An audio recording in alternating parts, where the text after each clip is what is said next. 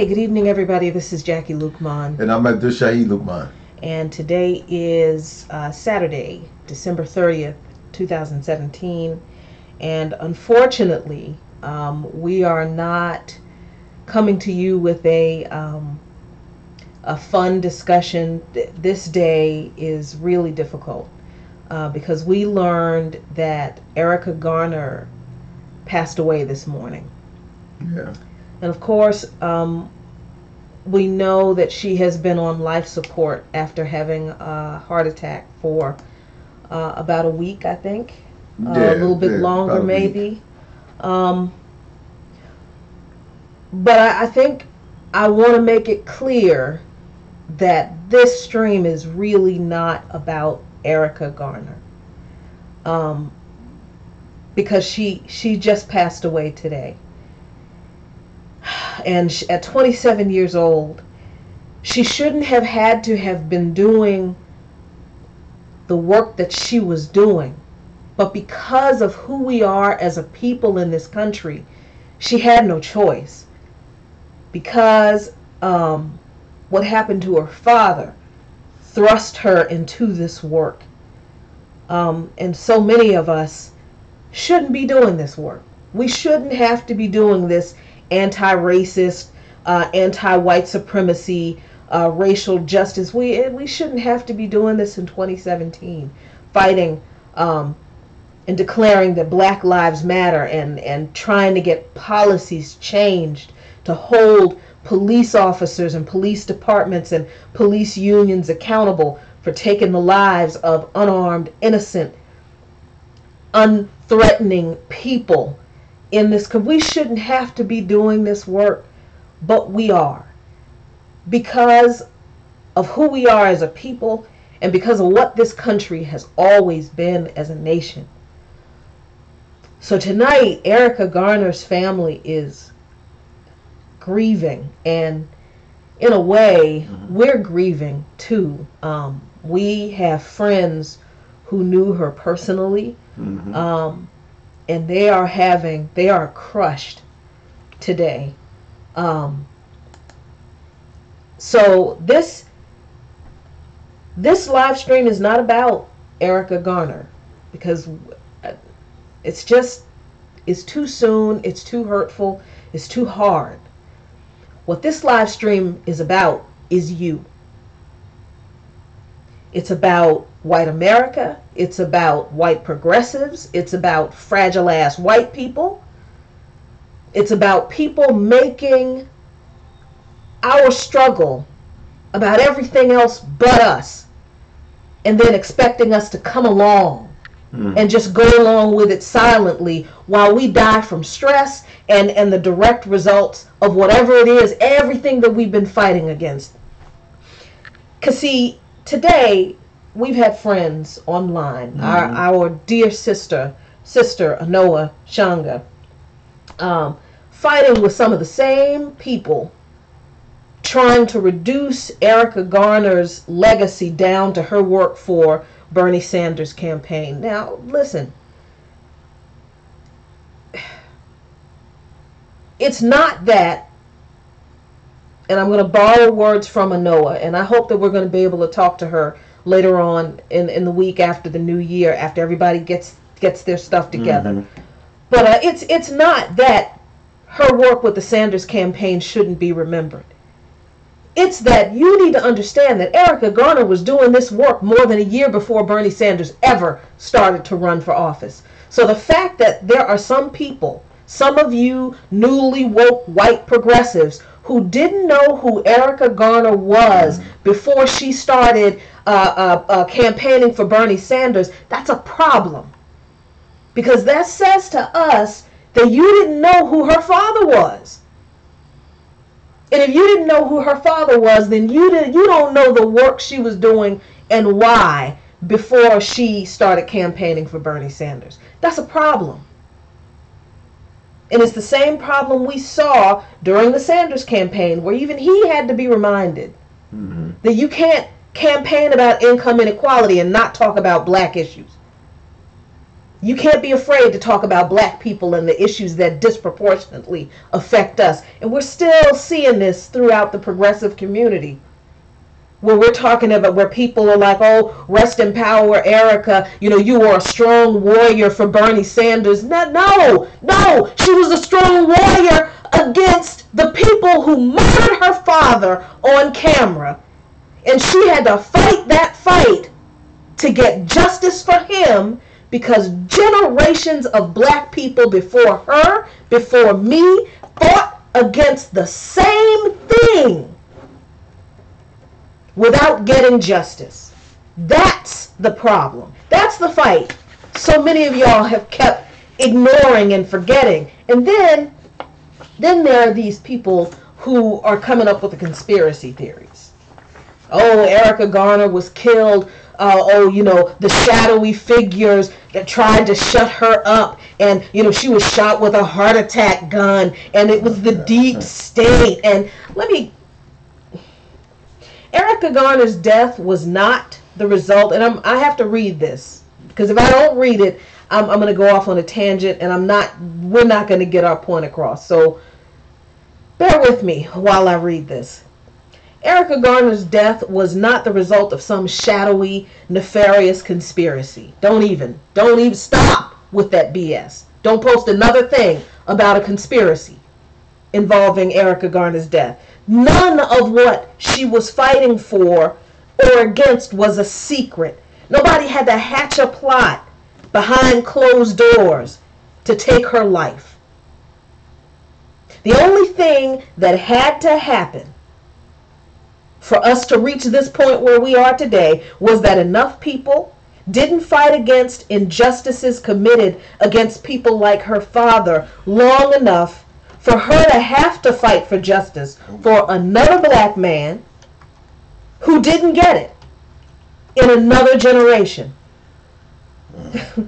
After generations of our ancestors have fought publicly against the same damn thing. If there's a conspiracy, then more than half of white America and too damn much of so-called middle class black America is in on it too. Mm-hmm. With every neoliberal, incremental, pragmatic, law and order pandering politician you have ever voted for, you, before Bernie Sanders woke you up, your parents, your grandparents. With every lesser of two evils vote you and your predecessors have ever cast. Mm-hmm. With every dismissal of issues that disproportionately affects black, native, Latino people, disabled, mm-hmm. every other immigrants, every other group of people, but especially black people.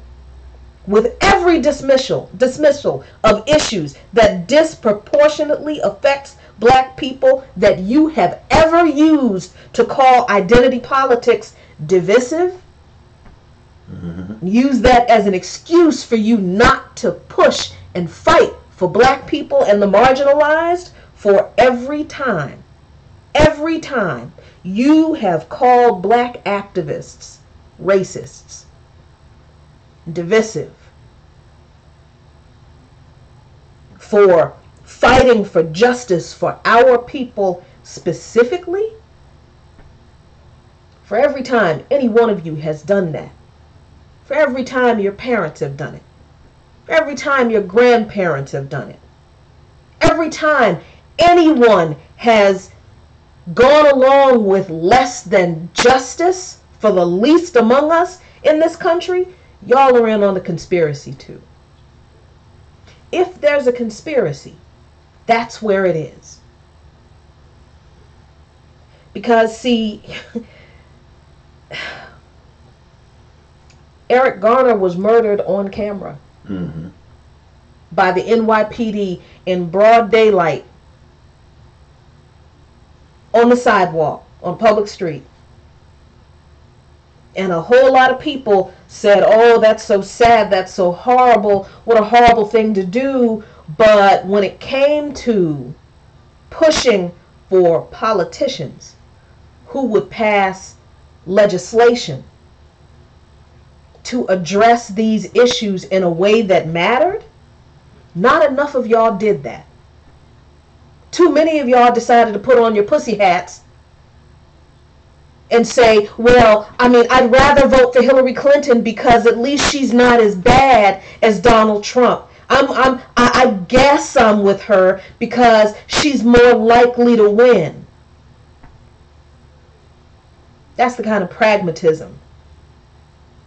That's the kind of incrementalism, the lesser of two evilisms that got us right here. Well, I mean, yeah. I mean, we weren't really planning on going live today. Those of you who caught our stream, Christmas right before Christmas Eve, Mm-hmm. and we weren't planning to come back, but sometimes events dictate other things. Yeah. So, but I do want to stay on message with this Erica Gardner thing because a few things come to my mind when we talk about Erica Gardner. One of the things is the fact that I don't know. I'm not a doctor. I haven't seen.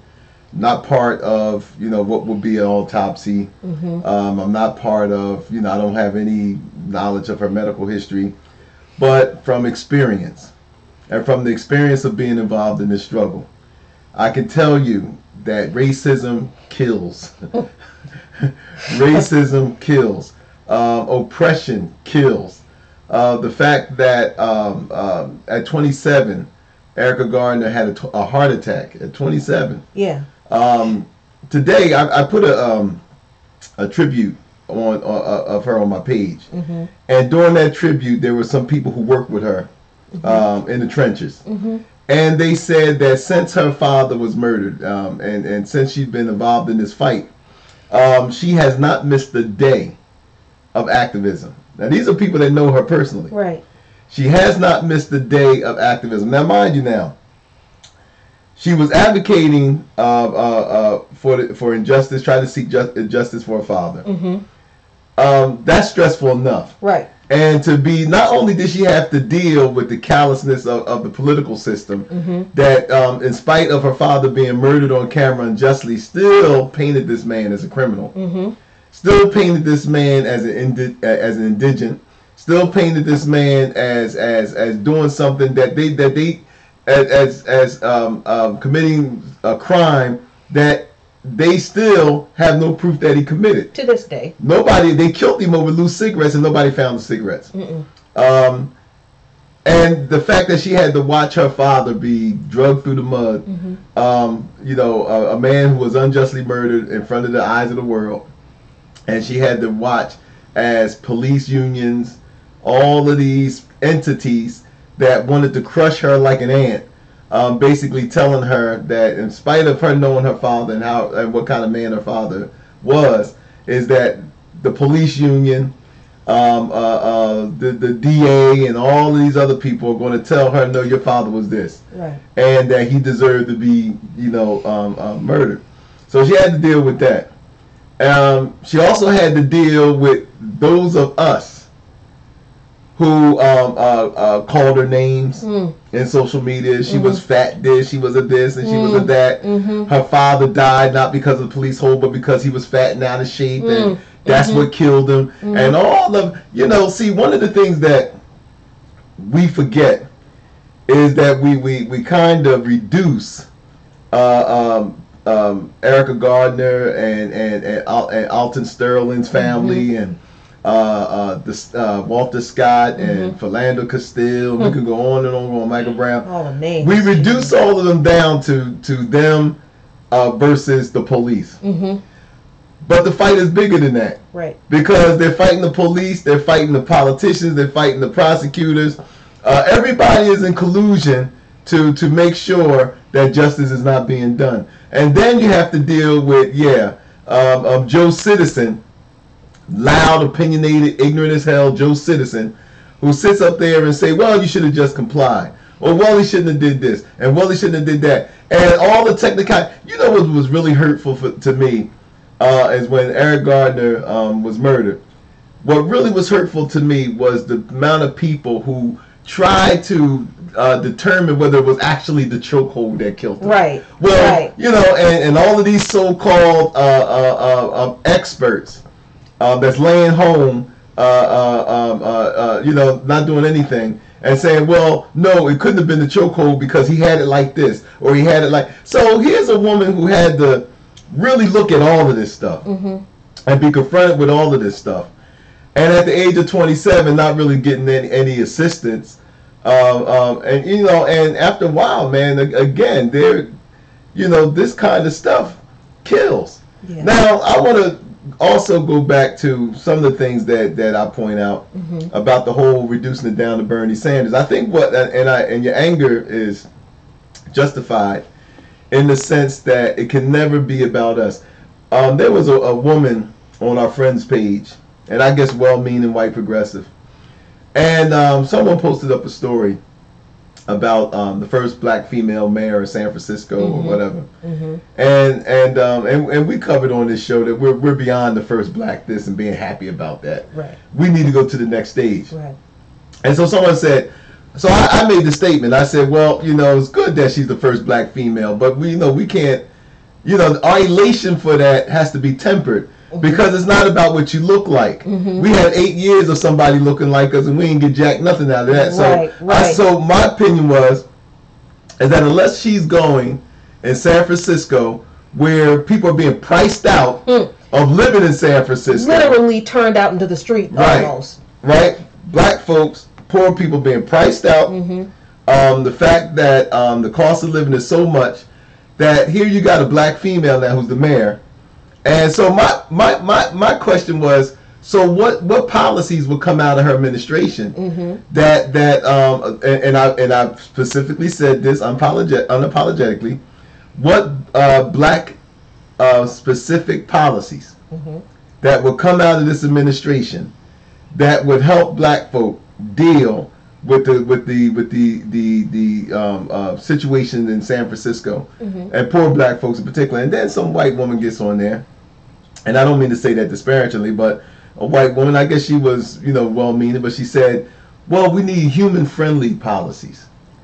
Immediately, man, that pissed me off because and my response to her was, yeah, human-friendly, because God forbid we talk about ourselves. Exactly. God forbid that we mention that out of centuries of discrimination, out of decades of disenfranchisement, out of being assaulted by all of the so-called systems in this government, institutions in this government, God forbid that we should talk about government doing something for us specifically for a change without somebody always having to come in and say, well, look, unless we, it's offensive to me, because that's how it came off. That it was offensive to her that I said that I used the phrase Black Pacific agenda.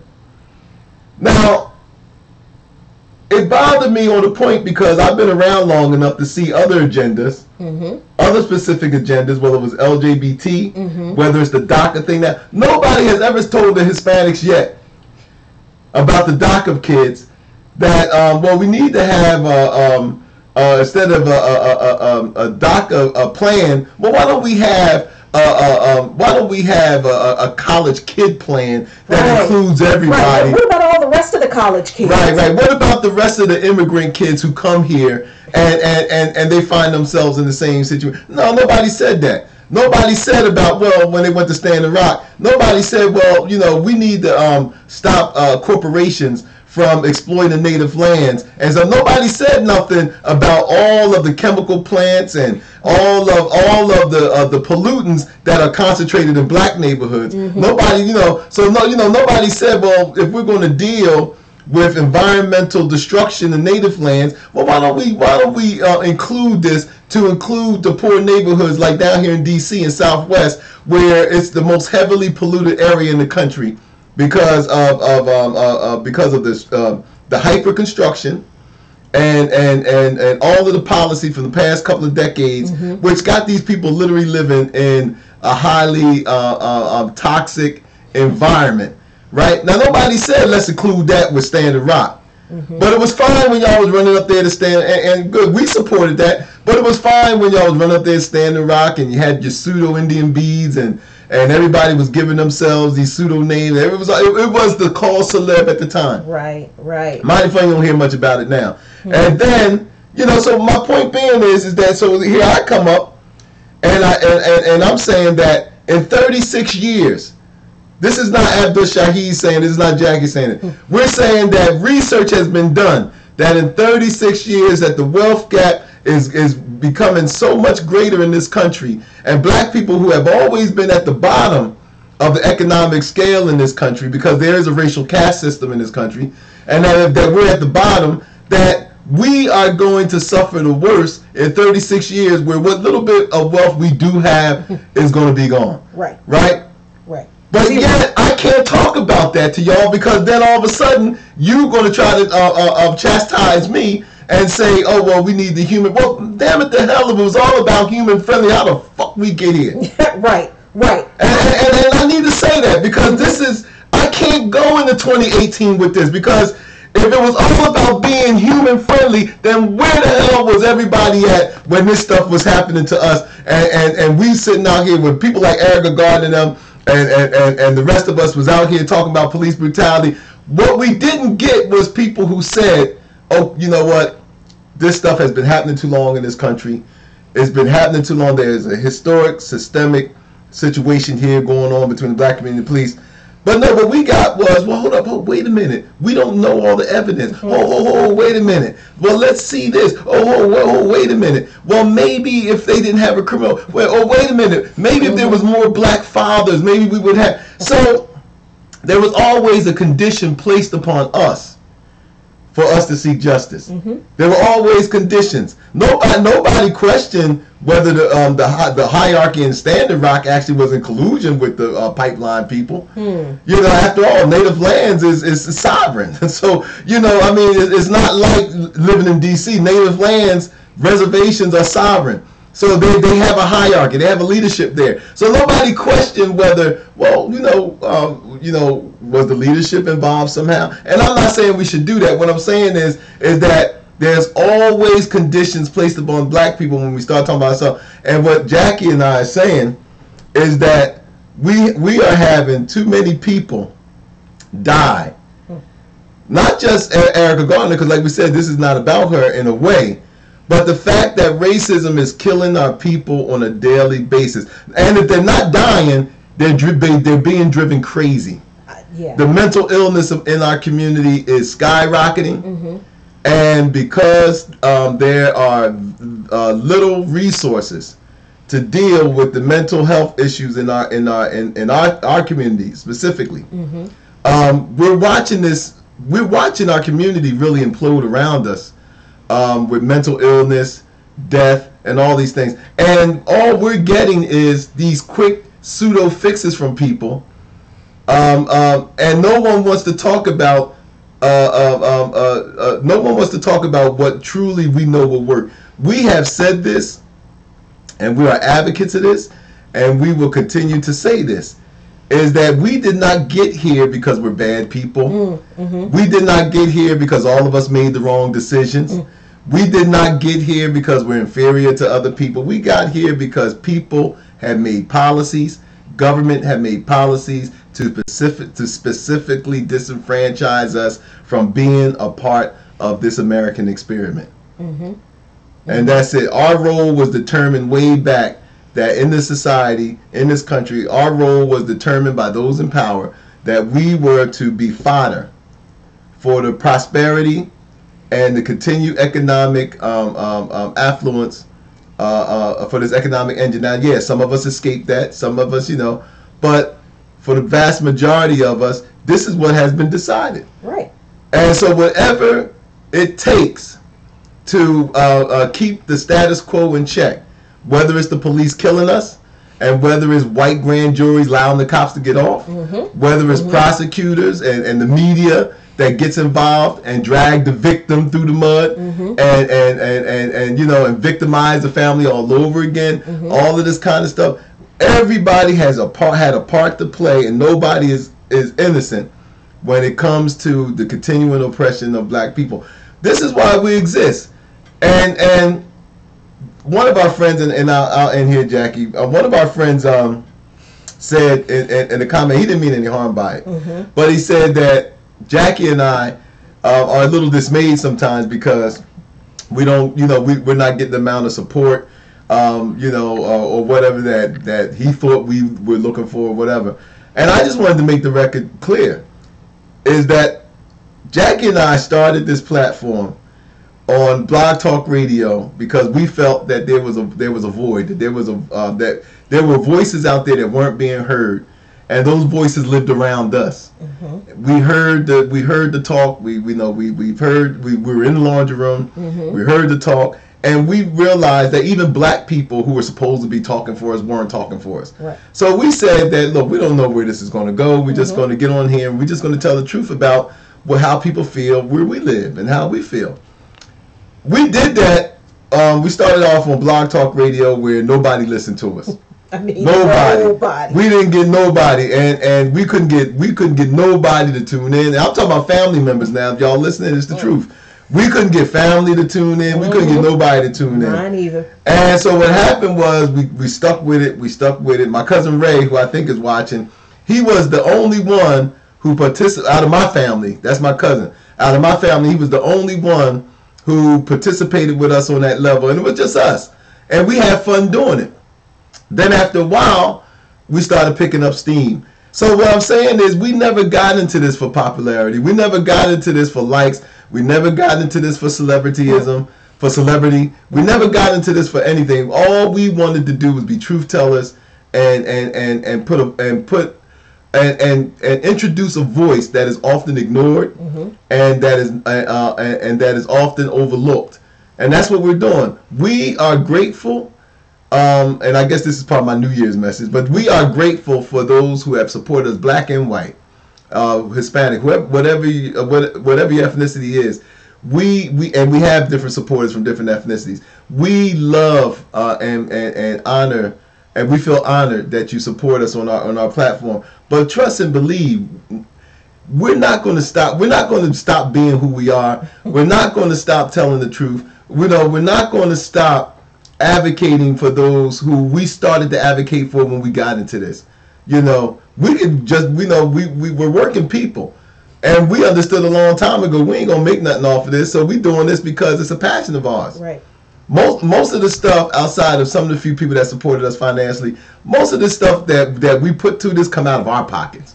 So it's not that we're in it for anything except we have a passion to do some good. Mm-hmm. So those of you who have supported us and who stuck with us, we appreciate that. But I got family members, man, who to this day don't support us. They don't support us. They nothing. And it frustrates me, but I understand that everybody ain't in the same. Everybody's not equal. Everybody's not equal in their understanding. Mm-hmm. Everybody's not equal in their interests, and instead of letting me discourage me, because sometimes it's hard, we have to remind ourselves why we got into this in the first place. Exactly.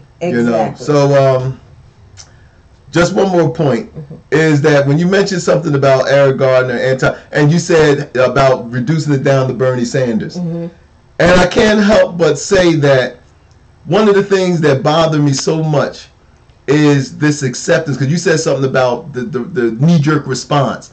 It's like, oh, my thoughts and prayers. But the knee-jerk response to black people is, oh, that's sad. Oh, sad but true. Yeah, right. Oh, the sad emoji. And all this. Conspiratorial rhetoric is the luxury of the privileged. Because when you're in the trenches, we don't have time to sit back and mind screw ourselves about the deep state and this and that. You know what it is? That makes good television. That makes good movies. But when you're at the bottom, no one needs permission to do anything to you. When you're at the bottom of the caste system, as we are in this society, no one. That's why that's why Eric Garner was killed on tape. Anton Sterling was shot in the chest on tape and stuff. And that's why nobody did any time. They don't need no Day of the Jackal type shit to do nothing to us. They don't need the French Connection. No, they don't need to do that. All they got to do is just say, look, because when you're at the bottom, it's just like being a slave in this country, or being a slave anywhere. When you're at the bottom, no one has to do anything to you. No one. You know what I mean? So no one has to get permission to do anything to you. Yep. There don't have to be any think tanks or committees that say, "Well, how are we going to shut up Erica Gardner?" There's no powerful people who lock themselves in the room and say how we can shut Ab and Jackie up or how we can. They don't pay their mind because we don't matter. Yep. So when we don't matter, nobody has to go through that. You know what I mean? So we're just saying is like, look, if you want to play around with believing that it is more than just racist, systemic racism at play, then help yourself. But see, the more that we keep on toying around with this kind of stuff, is the longer it takes for us to actually accept reality and get together and say, look, if we want a better society, if we want a better country, then we have to get together and we have to help those who are the least amongst us and stop playing these games. No, Erica Gardner is not all about Bernie Sanders. That wasn't what she was just about. That's just not, she was, for her, she got into it because of her father. And the fact that no one connects her with her father just convinced me as a black man in this country, the acceptance of violence and trauma that so many people, and injustice that so many people out there are willing to accept when it comes to us. Oh, but, advocate for Bernie Sanders, hooray. But advocate for all. Yeah, but advocate for Eric Gardner, out to Sterling and everybody else, to the fact where we're just relegated to just teardrops and a passing mention is something that we got a problem with. Yeah, I mean, just the fact that in this struggle we have to deal with the obvious racism, the obvious white supremacy, the obvious police abuse and corruption that that goes beyond just the police. We're talking about the entire injustice system that we also have to deal with, global imperialism that uses black and brown bodies from this country to wage war and terrorism on black and brown bodies in other countries around the world. We've got to deal with all of that and everything that we don't have time to mention. And then we also have to deal with lack of support in so many ways in our own communities. I mean, and then on top of that, when we do get involved politically with campaigns like the Sanders campaign, we got to deal with white people telling us we can't talk about black issues. That the only way you will work with us is if we talk about issues that are important to you, like Medicare for all and free college tuition, as long as we don't put a black spin on it, as long as we don't talk about it from the perspective of, well, listen, we really do have to push this issue because it disproportionately affects black people and Native people and Latinos in this particular way. We've got to deal with all of the stuff that has kept us on the bottom and being murdered in the streets on camera by the law enforcement arm of the state. It doesn't have to be the deep state. Like you said, there's no deep state. There's no, I mean, the state's the state. It's you know what the deep state is? It's the government. It's the government. It's the government. It doesn't, I mean, Fred Hampton was murdered by the Chicago Police Department. Not the deep Chicago Not the deep Chicago Police Department. There wasn't I'm sure there were some people somewhere in a meeting who said, you know what, we got to get rid of Fred Hampton. But I promise you, it wasn't like some powerful, ultra, uber rich, powerful people. No, it was just the chief of the damn police. It was the chief of police and whoever the politician was who wanted the votes for wanted the support of the police union. That's how simple it is. That's our reality. We don't have time to sit around and talk about people getting shot with a heart attack gun. Look, they won't even spend money to make sure that we get medical care, but they're going to spend money to make sure that we get shot with when it's so easy to just get a fake warrant, run up in Erica Gardner's house, claim that she got a boyfriend selling drugs, shoot up everybody in the house and be like, oops, our bag. Oh, we got called to the wrong house. The deep state type stuff, only, you know who gets killed by deep state type stuff, if there is such a thing? John F. Kennedy. People on that level. Yeah. Right. A Black Panther like Fred Hampton or somebody, man, they don't need to go through all of that to do that. They send beat cops with guns to the apartment, shoot everybody in the apartment up. And then they in the media, they They take pictures. They even take pictures. They don't need like the full apparatus of the shadow government to take out black activists. Because see, they know that half of y'all don't care what we say anyway. We just spent 9 months fighting with a whole bunch of white progressives in ourselves, me personally, fighting with a whole bunch of white progressives who call black activists racists because we had the nerve to have a meeting that we only wanted black people in to talk about issues that disproportionately affect black people. That pissed off some of y'all white progressives so much that y'all decided to call black people racist. Why would the government need to use their full apparatus and power to concoct a conspiracy in secret to take out an activist, any black activist, when they know that half of y'all who claim you are in this for justice don't care what we think anyway. You would turn on us on a dime anyway. And see, that's what we have to deal with in this struggle too. That's why I called it the solitary struggle. Because we are practically in this shit by ourselves. Erica Garner was 27 years old. She was a mother. She was a daughter. She was a niece. Yes, she was an activist. She was a black woman carrying the weight of the world on her shoulders that was put on her partially because her father was murdered in public, in broad daylight, by the police. And if anything should have gotten a bunch of so-called justice-minded people who realize that the government is corrupt out in the streets ready to tear some stuff down, you would have thought that would have been it. But no, what people like Erica Garner and me and Anoa Changa and Ajamu Baraka and other black activists have gotten from some of the Sanders supporters, you're being divisive when you talk about identity politics. Right, now you guys, because at first I said I wasn't going to acknowledge this, but this is what we got to deal with. Whoever this asshole is, Rochio says, start with fixing and having pride in the places you live in. And no, that's fine, that's cool. You always get these people. Always, so, you got to deal with that too. Right, then you got somebody, stop breed and all. See, so these are people that they're not interested. See, I'm not going to waste time to try to appeal to their higher nature because they don't have none. Thank you. And these are the devils that we were talking about. Only a devil will come on a page where people are trying to express themselves in a humane way and come up with this stuff. People who respond like that, they're devils. And you don't try to reason with devils. What you do is you let them be who they are. This is their nature. Now the thing of it is that I'm not going to sit up here and I am not going to try to reason with assholes like that. You come on here because you don't got nothing else better to do. You're not about solving anything. You're not about working with anybody. You're not about trying. All you want to do is spew this old racist bullshit which has no basis in nothing. Talk about start with the fixing, having pride in the place you live. Well, deal with the fucking heroin addicts that's in your neighborhood right now. Deal with them. You know what I mean? Because if you've been paying attention, Rochio, if that's your name, then you realize that, there's problems on the other side too.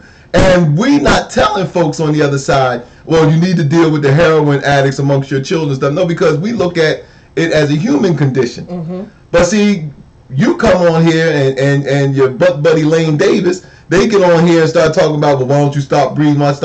These are the folks that aren't really trying to so this is what we got to deal with too. So my point being is that these are the folks that we ain't even trying. We don't have time to deal with people like that.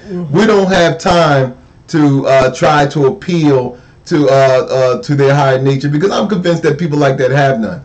Exactly. You know what I mean? They don't have any higher nature, because this is something that is serious to us. And thank God that most of y'all out there aren't like this. But this is something that is passionate to us. And the fact that, you get these type of folks on there just shows me, man, that, you just got some people out there, they're just dogs to me. And that's all they are. And I'm sorry if my language offends people, but they're just dogs. Even though, fact, that's insulting dogs. I know Bruce back there. He's That's like, his hey, own dog. But what I'm saying is that this is see now this is what Erica had to go through. Yep. Now we only got 2 of these people on our page, but this is what Erica had to go through because she took it international. So she had all of this coming after her. And when you don't have a support group, and when you don't have the type of outlets or resources that you can deal with the mental strain and stress and stuff like that, this is the stuff that eventually kills people. Yep. And this is what I'm saying. And what I'm saying is the fact that we have to understand that racism and all of the byproducts of it has significantly impacted the mental health, the physical health, and even in some cases the spiritual health of the African American community. And we're going to talk about it. Whether folks out, whether some folks out there like it or not. We're going to talk about it. So, and this is, like I said, this is what we exist. And for those who don't like what we're talking about, you don't have to come here. No. You know what I mean? We're not going to entertain you with your racist bullshit. We're not going to sit up here and go back and forth trying to appeal. Because, like I said, I believe that you don't have a higher nature, and I don't believe that you do have a higher moral conscience to appeal to. So, I mean, if this is something that that you don't like to hear, then go on David Duke's website. I'm sure he has a lot of stuff on there you like to you like to deal with. But for those of us who's serious about saving the soul of this country, because I am convinced that this country will never be great until black people, until our situation is rectified. Right. What I'm saying is this country will never be great until we effectively deal with what has happened to black people in this country. Absolutely true. And in closing, I we said we didn't want to keep you long, and we're not going to, but those kinds of comments, that's just a microcosm of what black people who are in the struggle, who have a much higher profile, deal with on a daily basis. You cannot imagine the hateful, racist vitriol that people threw at Erica Garner. She's 27 years old.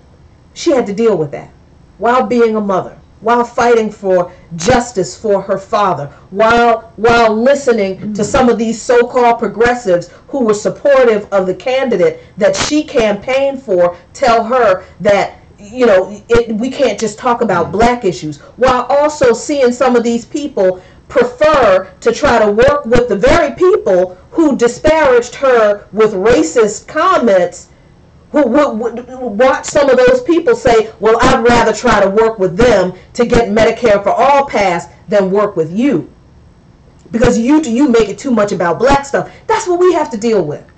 That's the stress, and that's just in activism. It reminded me of when we were kids, and the old folks used to tell us, that we're supposed to be seen and not heard. Right. Right, and that's just our reality when we are dealing with activism. That's not even the everyday stuff we got to go through just because we're black and we live in this country. The activism is extra. That's more piled on to us.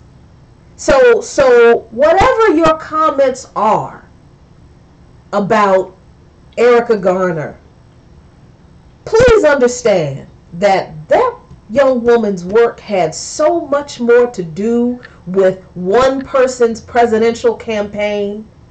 If you didn't know who she was before she got involved with Bernie Sanders' campaign, you're a problem. Because you haven't been paying attention to issues that not just disproportionately affect black people, but that have been literally killing us. Literally killing us. And we've been fighting against the same things for decades. But all you've done for the past, how long has it been since Sanders ran? For those of you who didn't know before, we've been yelling and screaming about these issues, and we need your help. And your response has been, well, that's too black. That's too much black stuff. Yeah, maybe if y'all invest in bitcoins, it might be a little bit better. Maybe Bitcoin will help. Yeah. Well, I don't want to revisit that thing over again, though. But I tell you what's not going to help. This continued deflection and dismissal from the issues that disproportionately are taking us out, contributing to our stress and our deteriorating mental health and our poor nutrition and our lack of quality health care and our lack of quality education. That's being done to us. That's not, we're not in the situation we are in this country economically because we don't have fathers in the homes. Y'all need to take that lame ass excuse somewhere else, because if it's fathers in the homes, not having fathers in the homes, that's the problem. Again, I gotta ask, explain to me why it is in Kentucky half of what is it, half of Kentucky? It was like 60%. 60%? No, this one town in Kentucky, 60% poverty rate. 60% poverty rate in one town in Kentucky that's predominantly white, and most of them have both parents in the home. What's wrong with y'all? If not having fathers in the home is the problem with black people in this country, and so many of you can dismiss the issues that we face because you think we have moral issues, then explain to me why it is so many of your children are dying from heroin overdoses and y'all daddies in the home. So don't keep coming with all of the bullshit racist excuses that you've heard from your parents and that you've heard from politicians that you are comfortable with using to continue to excuse why you're not fighting for black people. If you don't want to do it, just say you don't want to do it. Don't say fight for us, because we don't need you to fight for us. Fight How about with us. with? Yeah. How about with? Fighting with us. Stop telling us that we need to unify with you and your issues. How about showing up for us one day, and then the next day, and the day after that? How about not making every damn thing about you? How about understanding that you are being used to continue to believe that we're the problem, so that the people who are whispering in your ear that we're the problem can keep stealing from you? So whose fault is it? The people who are whispering in your ear that we're the problem, or you, because you keep believing it? So we're going to go and, whatever good vibes or prayers or whatever it is you do that can send some support to the Garner family, they need it. They've needed it. They've needed it when their patriarch was murdered in the middle of the street. They need it today. And the rest of our families need it too. Because we're out here fighting this fight. Another generation of us is out here fighting this fight, fighting against the same forces for the same justice that our parents, our grandparents, our great-grandparents fought. And we are largely, there are more of you who have signed on to the struggle than before. Yes, with every generation we get a few more people, but we're running out of generations now. We're running out of time. So you not knowing, that's no longer an excuse. This can't continue to be a solitary struggle for us. Not if you want to get anything. If we stay on the bottom, we'll eventually be moved right out of the way, and there will have been a nice big space carved out by our bodies for you. So you're either going to fight with us, or you're going to learn how to live on the bottom. We'll see y'all in the new year. Peace.